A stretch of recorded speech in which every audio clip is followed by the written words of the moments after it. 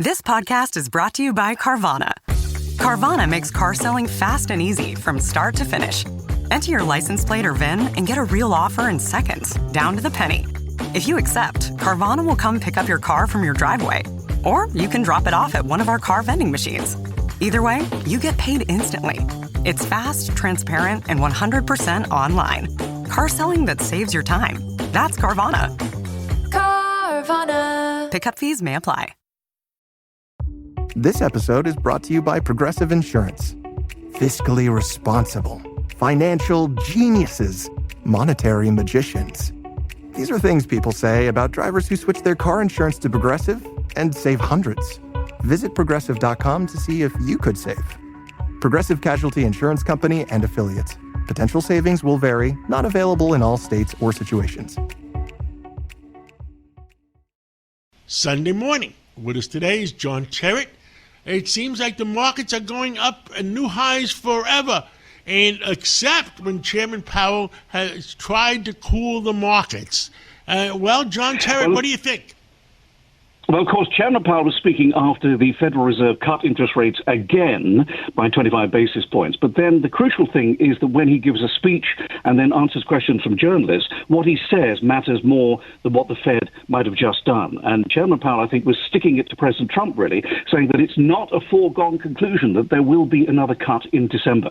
And the reason I say that, of course, is because when Chairman Powell is gone, he'll be gone by, I think it's March or April of next year, there will be more interest rates to follow because of the person that will likely replace him. Now, elsewhere, President Trump and President Xi were in the news this week. We're in South Korea, of course, meeting face-to-face, and their meeting turned out to be a truce for 1 year, not a breakthrough. China will buy more soybeans from the U.S. China will not withhold rare earth materials. That's very important. And in return, the U.S. will not impose 100% tariffs on Chinese goods coming here, at least for the time being. Both men were able to walk away claiming victory, and I hear President Trump is going to Beijing in April, but that is a long way off. We had 5 of the magnificent 7 big tech names giving us their earnings this week, and they're all in on AI. Here are the headlines. Apple, revenue light, but it did top $100 billion. Those sales of the iPhone in China were weak.